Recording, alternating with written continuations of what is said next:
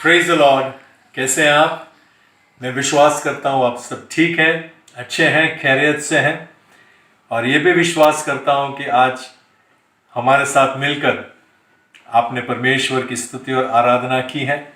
साथ जुड़ने के लिए एक और बार प्रभु ने जो कृपा दी, इसके लिए प्रभु का धन्यवाद। आज वचन की सेवकाई हमारे बीच में प्रभु ने अपने दास को, पास्टर वीओ वर्गीस को भेजा है। पास्टर वीओ वर्गीस हमारे अच्छे दोस्त और प्रेमल ज्योत के लिए अपरिचित नहीं है। इसके पहले भी वे हमारे बीच में आ चुके हैं और परमेश्वर आज उनको वचन के हमारे बीच में लेके आए हैं। एक अच्छा बाइबल टीचर है वे। चर्च ऑफ गॉड मुंबई में सीनियर पास्टर भी हैं और परमेश्वर के द्वारा अद्भुत रीति से देश में और देश के बाहर प्रभु ने इस्तेमाल भी कर रहे हैं। आज ये हमारा सौभाग्य है कि आज वे हमारे बीच में आए हैं। आइए प्रार्थना के साथ, आशा के साथ हम वचन को सुने और मेरा विश्वास है आज का वचन हम हर एक के लिए आशीष का कारण बनेगा। और अपने प्रार्थनाओं में प्रभु के सेवक को, उनके परिवार को, उनकी सेवकाई को भी याद करते रहना। प्रभु आपको आशीष दे।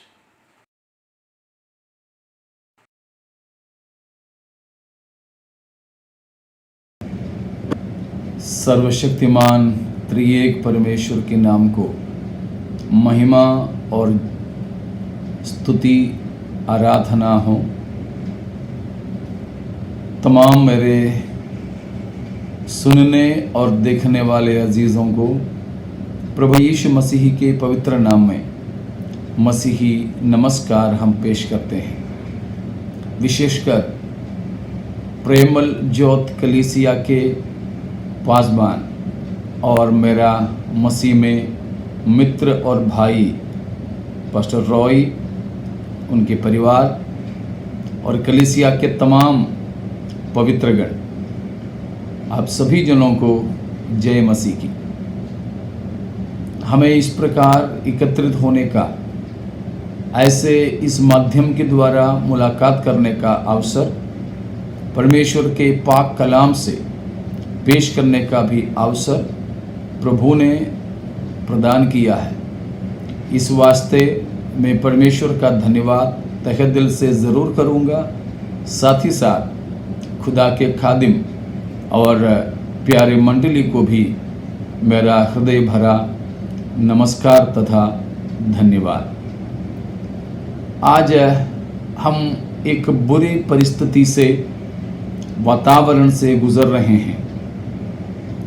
पिछले लगभग 2 महीनों से हमें उतनी आज़ादी नहीं जैसे पहले हमें मिलती थी, बाहर जाने, घूमने फिरने या आराधना भवनों में एक साथ मिलने, परमेश्वर की महिमा करने के लिए भी। तरह तरह की समस्या हर किसी की ज़िंदगी में है, शारीरिक तौर पर भी, मानसिक तौर पर भी, आध्यात्मिक तौर पर भी, हर एक रीति में।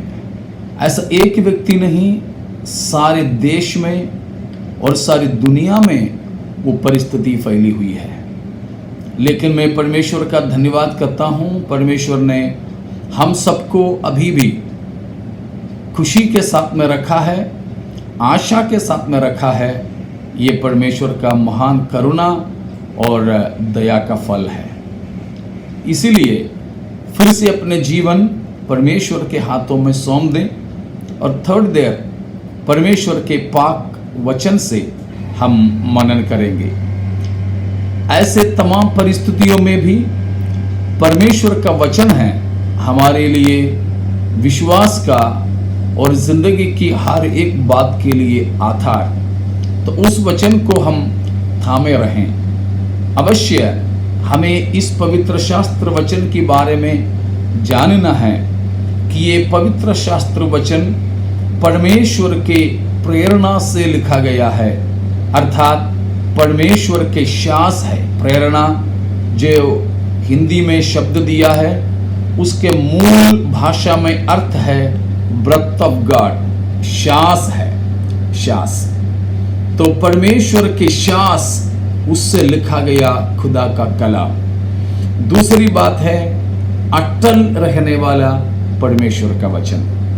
तीसरी बात है, ये वचन कभी गलत नहीं हो सकता। 3 शब्द अवश्य हम इस वचन के साथ में जोड़कर ही समझें। परमेश्वर की प्रेरणा या शास्त्र लिखा गया और अटल वचन और कभी भी गलत ना होने वाला वचन, यानी inspired word of God, infallible word of God, inherent word of God. इस परमेश्वर की वचन के अंदर से आज थोड़ी देर हम मनन करेंगे। उसके आधार पर मैं आपके सामने कुरिन्थियों के लिए पौलुस प्रेरित ने लिखा हुआ पत्रिका, दूसरी पत्रिका, आखिरी अध्याय यानी 13वां अध्याय, उसकी 5वां पद को पढ़ना चाहता हूं। लिखा है, अपने आप को परखो कि विश्वास में हो कि नहीं, अपने आप को जांचो, क्या तुम अपने विषय में ये नहीं जानते कि यीशु मसीह तुम में है, नहीं तो तुम निकम्मे निकले हो। मैं उसका पहला हिस्सा लेने के लिए चाहता हूं, अपने आप को परखो कि विश्वास में हो कि नहीं। प्रेरित पौलुस यहां पर हमें बता रहे हैं, कुरिन्थ की कलीसिया से जैसे बताया वैसे ही, कि अपने आप को परख करके देखो कि विश्वास में है या नहीं है। इसीलिए करीब करीब 2 महीने के आसपास के लॉकडाउन में घर की ही अंदर रहे हुए हम, कलीसिया में एकत्रित होने का अवसर न मिले हुए हम, यह जांच करके अवश्य देखें कि हम विश्वास में ही हैं या नहीं हैं। लॉकडाउन की शुरुआत में जो हमारे विश्वास था, उससे अभी के विश्वास में कुछ फर्क है क्या? कमजोर हुए या मजबूत हुए? परमेश्वर के करीब आए या परमेश्वर से हम दूर चले गए? हम मसीही प्रेम में घटे या बढ़े? ये हमें आज परखना होगा। परखते हुए हम परमेश्वर के सम्मुख में आए। इस पुस्तक की पृष्ठभूमि के बारे में कुछ ना बोलता हुआ और उस वचन पौलुस प्रेरित बताने के कारण भी कुछ विशेष विवरण किए बिना मैं उस विश्वास में हूं या नहीं परखने के बारे में आपके सामने प्रस्तुत करने के लिए मैं चाह रहा हूं। प्यारों, हमारे नाम ही तो विश्वासी हैं, लेकिन है क्या चीज है विश्वास? विश्वास की परिभाषा वैसे हम पूछेंगे तो ही इब्रानियों की पत्री 11वां अध्याय का पहला पद से हम तो बता देंगे। वो ठीक है, एक किनारे पे रखे हम। वहां लिखा है कि विश्वास क्या है? जो आशा की गई वस्तु, दूसरी अनदेखी वस्तु, उसके प्रमाण और निश्चय है। आशा की गई वस्तु का निश्चय है और अनदेखी वस्तुओं का प्रमाण है। हाँ, वहां दिया गया परिभाषा बहुत ही अच्छा है, लेकिन यह हमें देखना है कि हमारी आशा की वस्तु क्या है और हमारे लिए अनदेखी बात या वस्तु क्या है। अक्सर उन बातों को हम ऐसे लेते हैं कि जो चीजें अभी हमारे हाथों में नहीं, जो बातों पर हमारे हाथ अभी तक नहीं लगा, जो बातें हमें अब तक प्राप्त नहीं हुआ, उन बातों के प्रमाण है। जिसको हमने नहीं देखा, उन बातों का प्रमाण। और हम ये सोचते हैं कि आशा की हुई वस्तुओं का निश्चय, जो हमें मिला नहीं मगर उम्मीद करते हैं कि हमें मिलेगा। उन चीजें प्राप्त नहीं हुआ तो भी हम निश्चय जानते हैं कि वो हमें मिलेगा। अक्सर हम इसी प्रकार उसकी परिभाषा को लेते हैं। सच कहें तो ठीक है, उसमें कोई गलती नहीं, क्योंकि बाइबल में जो लिखा है वो लिखा है। लेकिन सवाल यह है कि हमारे लिए आशा की गई वस्तु क्या है? सांसारिक है या स्वर्गिक है? तत्कालीन हैं या अनंतकालीन हैं, मानवीय हैं या ईश्वरीय हैं, हमारे लालसा और लालच का है या खुदा की मर्जी का है। सोच लीजिए, परख लीजिए। कई बार हमारी आशा इसी संसार के तत्कालीन नाशवान मानवीय सांसारिक वस्तुओं के आशा होते हैं, लेकिन बाइबल में जो बताया है, जो आशा की गई वस्तुओं का निश्चय, वो इस संसार की बातों के बारे में नहीं है। प्यारों, हमारे आशा इस संसार से, इस समय से जुड़ी हुई बातें नहीं हैं, परंतु स्वर्ग से जुड़ी हुई बातें, ईश्वर से जुड़ी हुई बातें, अनंतकालीन बातें, अनश्वर बातें, नश्वर चीजों की नहीं हैं। हां, इस संसार में पैसों से जो नहीं कमा सकते, जन्म से जो हम नहीं पा सकते, खानदानी तौर पर प्राप्त नहीं होता, इस संसार में कहीं खुदाई करके नहीं प्राप्त कर सकते, ऐसी कुछ वस्तु की, ऐसी कुछ बात की हमने आशा की है। वो आशा की वस्तु बिल्कुल स्वर्गिक है। स्वर्गिक बोलने से भी उससे बढ़ करके मैं ये कहना चाहूंगा कि परमेश्वर से जुड़े हुए बातें, ईश्वरीय बातें हैं, जो सचमुच में बाइबल के हिसाब से आशा की वस्तुएं, उन बातें हमने अभी तक प्राप्त नहीं किया, तो भी विश्वास वो चीज है कि हमारी आशा की वस्तुएं हमें निश्चय मिलेगा। वो निश्चय, वो पक्कीकरण है विश्वास। दूसरे पहलू उसका यह है कि जो अनदेखी बातें या वस्तुएं, उसका प्रमाण, कोई देखे हुए बात है तो उसके लिए प्रमाण की जरूरत नहीं, वो ही प्रमाण है, देख चुका है, हमने अपनी आंखों से उन बातों के अस्तित्व को पाए हैं। लेकिन जो अनदेखी वस्तुएं, देखा नहीं, छुआ नहीं, शायद सुना नहीं, चखे नहीं, मगर विश्वास उसका प्रमाण दिलाता है। क्या है अनदेखी वस्तु? बाकी कुछ नहीं प्यारों, सबसे खास अनदेखी बात हमारे परमेश्वर स्वयं हैं। हम में से किसी ने हमारे परमेश्वर को नहीं देखा है, क्योंकि परमेश्वर अनदेखी परमेश्वर है, लेकिन है करके हमें मालूम है। विश्वास करते हो? हां, जरूर। कैसे?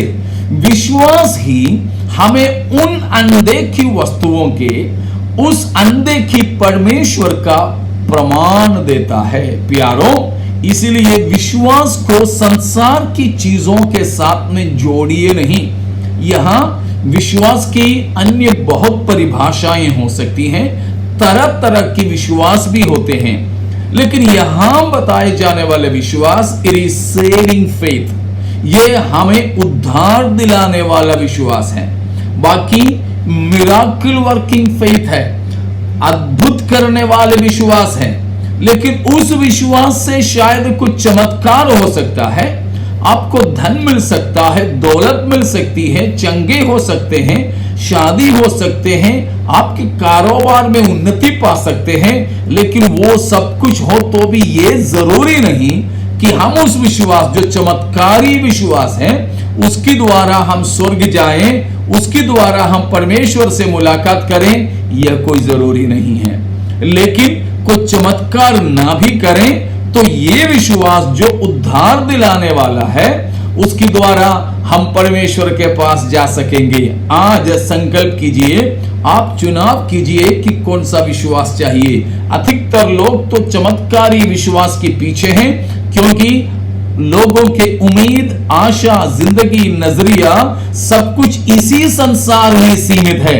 मगर सचमुच में परमेश्वर की वचन मानने वाला एक सच्चा मसीही जिंदगी इस संसार से जुड़े नहीं, क्योंकि हमें मालूम है ये संसार तो मिटने वाली है, हिला दिए जाने वाले हैं, चाहे भूडोल के द्वारा हो, सुनामी के द्वारा हो, बिजली और गर्जने के द्वारा हो, कैसे भी ये हमेशा के लिए टिकने वाला नहीं परंतु टलने वाला है। मगर मसीह हमको अटल चीजों की वायदा देता है, तो वो विश्वास हमें चाहिए जो हमें उद्धार दिला सकता है।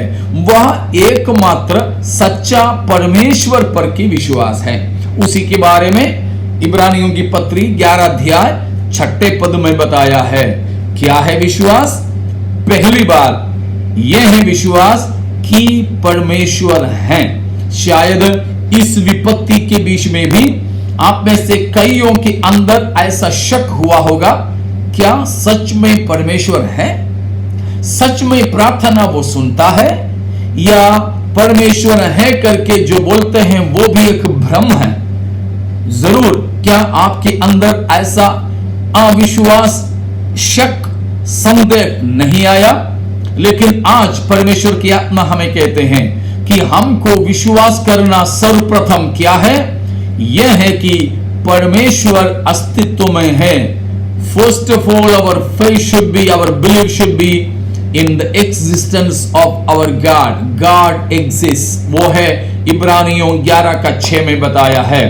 तो यदि आपका विश्वास डामाडोल हुआ, परख करके देखिए आप विश्वास में हैं या नहीं हैं। हाँ प्यारों, परमेश्वर है। कभी किसी विपत्ति, बीमारी, कष्ट, नष्ट, हमारे अजीजों की मृत्यु, कुछ भी हमारे परमेश्वर के अस्तित्व पर अविश्वास लाने के लिए हमारे जीवन में कार्य नहीं करें। हर एक परिस्थिति में अटल विश्वास में बने रहिए, ये जानकर कि परमेश्वर उपस्थित है, परमेश्वर जीवित है। हाँ, परमेश्वर अस्तित्व में है। दूसरी बात हमें यह विश्वास करना है, जो परमेश्वर को खोजते हैं उन्हें परमेश्वर प्रतिफल देता है। प्यारों, यदि आप विश्वास करते हो परमेश्वर की अस्तित्व पर, परमेश्वर के व्यक्तित्व पर, और परमेश्वर हमें प्रतिफल देते, हम परमेश्वर की खोजी बनकर के रहते हो, हमारे विश्वास व्यर्थ में नहीं, अवश्य विश्वास कीजिए कि वो हमें प्रतिफल देगा। इसीलिए वचन में हमने पढ़ करके देखा, सुना कि तुम अपने आप को परख लो कि हम विश्वास में ही हैं या नहीं हैं। अब विश्वास क्या है? पिछले दिनों में परमेश्वर की आत्मा ने मुझे सिखलाया, कुछ और बातें मैं आपके सामने रखने के लिए चाहता हूं। 4 बात और उसमें मैं आपको बताना चाहूंगा कि परमेश्वर के उपस्थिति में विश्वास क्या है, विश्वास क्या है। बताया, सबसे पहले विश्वास की परिभाषा हम ये दे सकते हैं ये 4 बातों में कि it's a very personal, very intimate relationship with the eternal God. अनादि और अनंत परमेश्वर के साथ में हमारे व्यक्तिगत रिश्ता है विश्वास। प्यारों, विश्वास में है या नहीं परखने का पहला पहलू हमने पहले देखा कि परमेश्वर पर आशा रखते हुए, परमेश्वर के अनदेखी परमेश्वर की प्रमाण मानते हुए जिंदगी बिताना।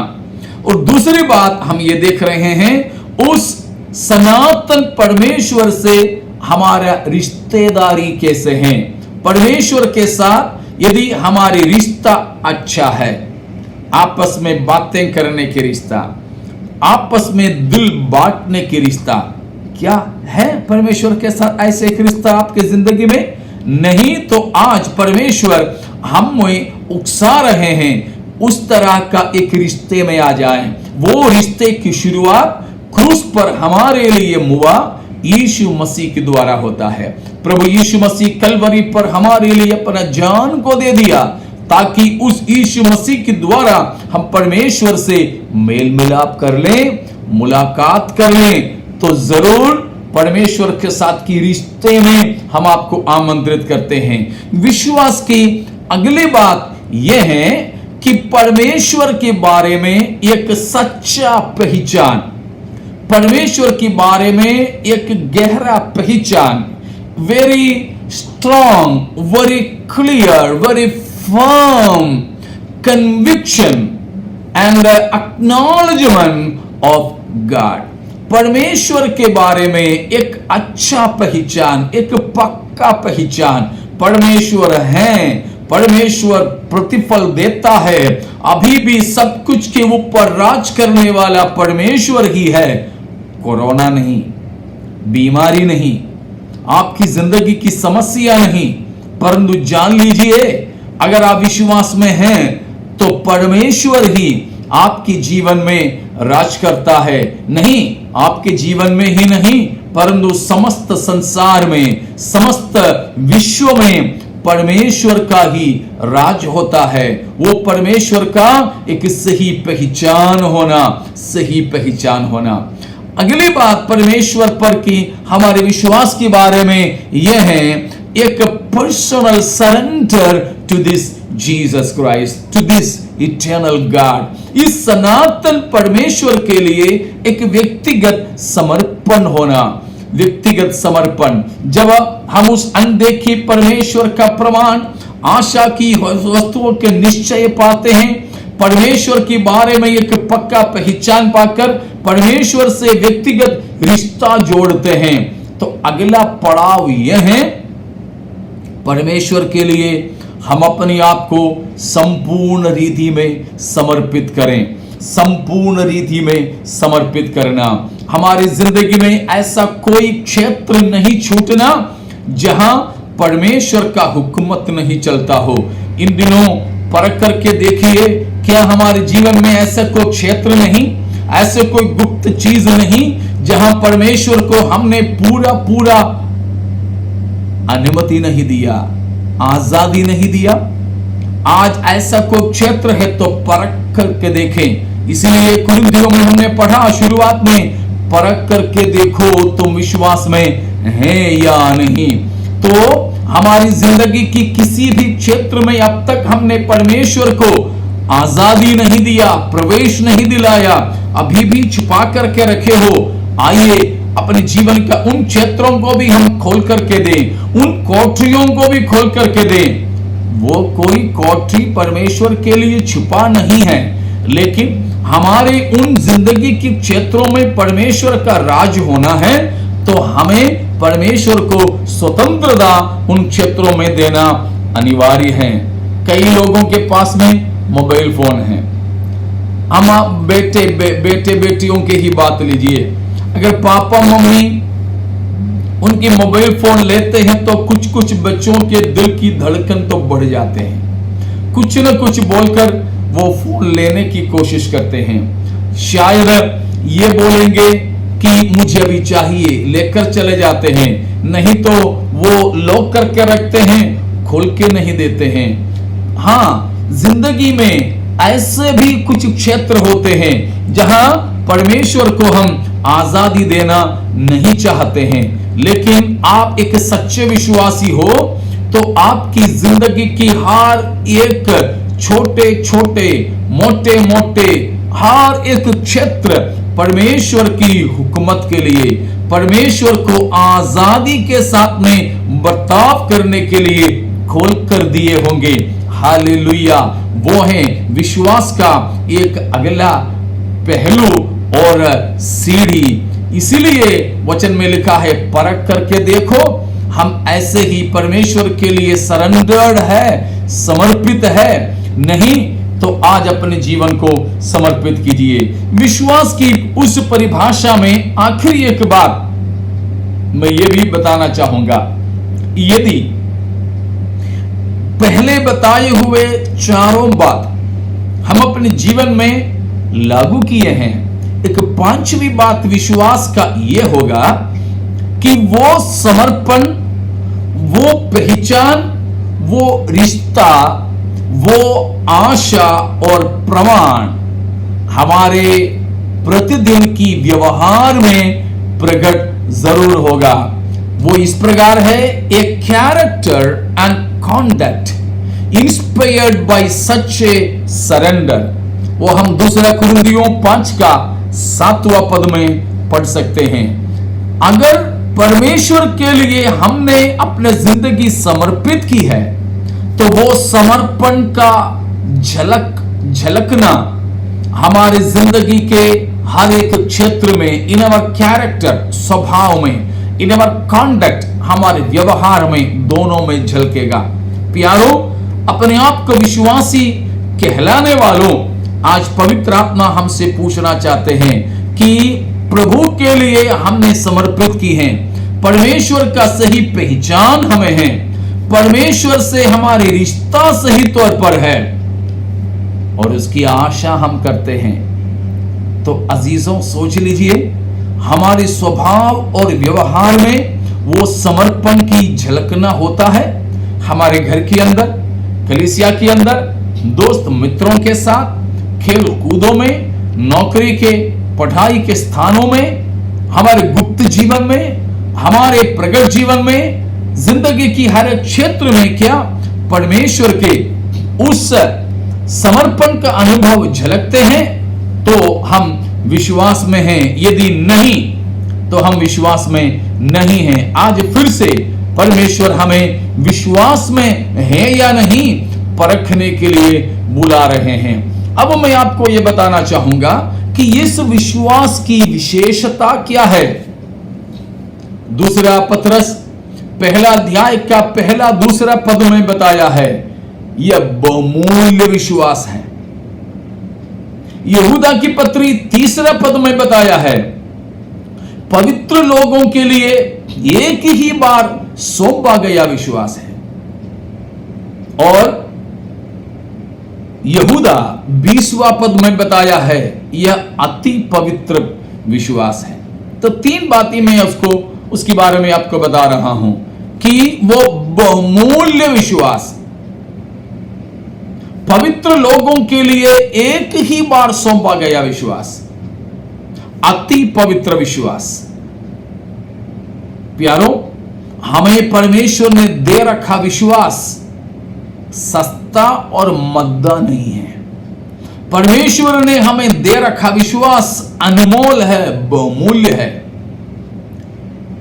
पवित्र लोगों के लिए सौंपा गया है, परम पवित्र परमेश्वर के द्वारा सौंपा गया है।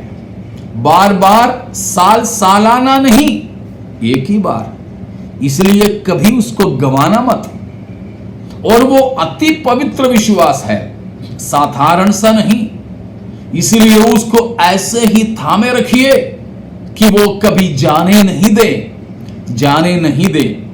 इसीलिए मैं आपको यह भी बताना चाहूंगा कि इस विश्वास के साथ हमको क्या करना है। पहला कुरिन्थियों 10:16-13 में बताया है, हमें इस विश्वास में स्थिर रहना है। और पहला तिमोथी 6:12 में बताया, हमें इस विश्वास के लिए यत्न करना है। We have to wage war, battle for this faith. इस विश्वास के लिए हमें लड़ना, यत्न करना है।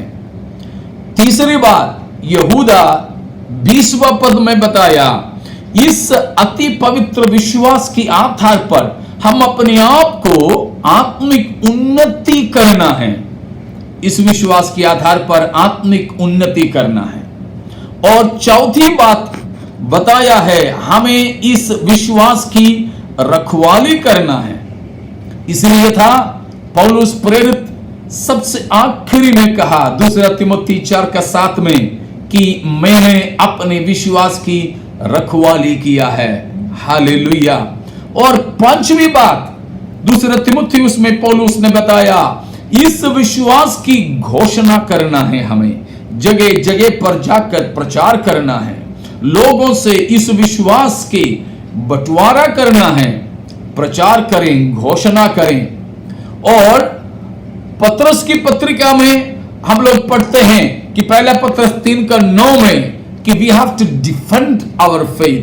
हमारे विश्वास के हमें औरों को बताकर उसके बारे में सही से समझाना जरूरी है। और दूसरा तिमोथी 2:3 में, 8 में और 9 में पौलुस प्रेरित ने बताया, हमें इस विश्वास के लिए दुख उठाना है। प्यारों, ये कोरोना के समय में, ये दुख मुसीबत के समय में भी हमें विश्वास के साथ ऐसे ही व्यवहार करना है। मैं आपको यह भी बताने के लिए चाहता हूं कि इस विश्वास के साथ ही साथ में पौलुस प्रेरित और परमेश्वर की वचन में कहते हैं, जैसे मैंने पहले बोला, पहला कुरिन्थियों 16 का 13वां पद में, कि विश्वास में हमको स्थिर रहना है। We have to stand fast in the faith. आप देख लीजिए विश्वास में हम स्थिर है या नहीं है। और गलातियों 5:1 में बताया, प्रभु यीशु मसीह के द्वारा हमें मिली स्वतंत्रता में, आजादी में हमें स्थिर रहने की जरूरत है। और फिलिपियों 1:27 में बताया, हमें एकात्मकता में, यूनिटी में बने रहने की जरूरत है। और पहला थिस्सलुनीकियों 3:8 में बताया, प्रभु में हमको स्थिर रहना है। प्यारों, हालेलुया। और कई प्रकार के आंधी तूफान, समस्याएं हमको डगमगाने, उथल पुथल करने के लिए हम रूपी पेड़ पर लग सकता है, लेकिन यीशु मसीह में विश्वास के द्वारा मैं और आप स्थिर है। तो प्यारों, कितने भी आंधी तूफान आवे, बीमारियां आए, मरी फैले, भूखे रहना पड़े, फिर भी हम रूपी ये पेड़ को हिला तो जरूर सके मगर गिरा नहीं सकेंगे। जितने जितने ये हवा, आंधी तूफान हमको घुमा घुमा करके उखाड़ फेंकने की कोशिश करेगी, लेकिन विश्वास की स्थिरता के द्वारा हम और मजबूत होते चले जाएंगे। प्यारों, हमें यह बहुत ही जरूरी है।